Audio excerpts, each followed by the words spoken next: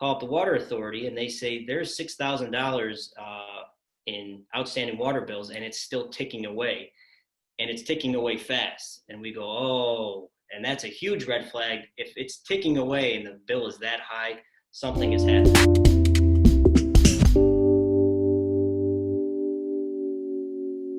Hey folks, Cameron Stewart here with eXp Realty, Rome, New York, serving you right here in the Mohawk Valley. I'm joined again by Colin LaReaux with Goldbass and LaReaux, attorneys at law in downtown Utica. What's going on, Colin? How are you today? I'm doing great, Cameron. Thanks for having me. How are you?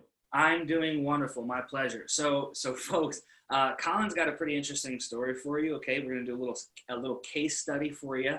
He's going to share some real life experience, real life knowledge that he's come across on closing on real estate transactions here in the Mohawk Valley, and why it's super important to have a very good, very reputable, very local real estate attorney. Colin, tell us a little bit about this story. Sure. So without getting, way off onto tangents, we had a buyer who is purchasing a home, right? The seller left the state, vacant home. He's actually out of the country. So this place is sitting there. It's winter, it's upstate New York. It's a cash transaction, so we don't have to worry about anything with banks. So all we're really doing is figuring out what are the taxes, prorating those. We get very close to closing because we got the money, we got all the documents from the seller, his affidavits that he owns it. We looked at the abstracted title, he owns it, there's no issues there. All we're looking to do is take the money from buyer, give it to seller, get the keys. Right, but a seller has to, if the buyer asks for it, and a buyer has the right to a final walkthrough. Well, the buyer trusts his lawyer. He said, I'm not worried about it. I've seen this place before. We said, all right, that's your risk. We'd recommend it. But what we're going to do is make sure the final water bill has been paid because the water should have been running. And, that's one of the final things we're going to do is check that the water's been paid. Call up the water authority and they say there's $6,000 in outstanding water bills and it's still ticking away. And it's ticking away fast. And we go, oh, and that's a huge red flag. If it's ticking away and the bill is that high, something has happened. Well, again, seller hasn't been there, house is vacant, winter in upstate New York, pipes burst, right? So our client, our buyer, was prepared to pay good money for a property that if he had walked in on day one, he's greeted with wet shoes because the water's coming at him. The pipes had burst, a lot of damage to the property.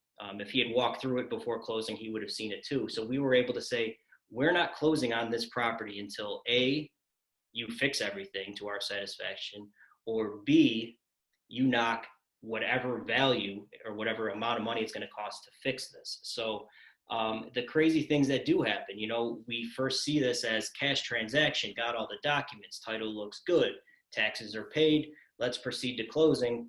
Let's do our due diligence before we get there to make sure the buyer is buying that property in the same condition as when he first saw it. That transaction didn't go through. Where it goes from now, I do not know. We got a lot of factors as to the cost of repairs, but that's a small scale on what can happen with a mega $1 million property or anything like that. So there's always very careful consideration that has to go from the day you enter contract till the day you close.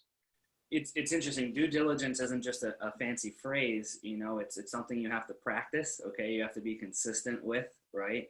Obviously in your line of work, you have to protect your clients. And you have one shot at it, right? Once that closing goes through, that's it. So, a final walkthrough contingency, it's super important, folks, super important. You heard it from an attorney. Right? No offense, Colin, but from an attorney who realistically, you don't have a lot of, vested interest in the property, right? You're representing a client, okay? And the point I'm trying to make here, folks, is, imagine the client, right? Imagine myself as a real estate agent who's been at the house, right? Colin has no, he doesn't need to go to the house, right? He's still looking to figure out how he can best protect you. And looks like you did a good job on that one, Colin. So kudos to you, man. Thank you. Yeah, I mean, it's your reputation on the line when you're selling or buying a house, Cameron, and it's ours when we're helping that happen. Yeah. So we pride ourselves on our reputation, ability to do that. And again, like you said, that final walkthrough, that due diligence, very few people buy a car without kicking the tires. They want to take it for a test drive, right? why in the world would you buy a house without taking it for a test drive or getting someone to do it for you, whether it's an agent or an attorney or someone to make sure that property that you saw great pictures of on Zillow is a great property? Absolutely. And folks, my promise to you as a real estate agent is I'm going to try and make sure I get in that house for you to know if there's a water pipe issue or a water issue of any sort. So, folks, I hope this helps out. Little case study here with Colin LaReaux. All right, Colin, how do people get a hold of you? Sure. So our email, or mine personally, Colin, Colin, at goldbasslaw, GOLDBAS law.com. Phone number is 315-724-2248. You can find us on Google. You can find us on Facebook. So, yeah, any questions? I'm glad Cameron's here to clear up some stuff, and it's a great program we got going. Awesome. Well, thanks so much, Colin. And for you folks watching at home, stay tuned. We're going to continue to produce more videos here with Colin, okay, talking about the closing aspect and the attorney's point of view from a real estate contract. But we're also going to be sitting down with insurance agents. We're going to be sitting down with lenders. We're going to be sitting down with home inspectors to try and get you guys as educated as possible and proactive when purchasing or selling a home. So, Colin, once again, thank you so much. Go and enjoy the rest of your weekend. I know I will be. And folks, once again, it was a pleasure, and we look forward to speaking with you soon. Thanks, Cameron. Thanks again.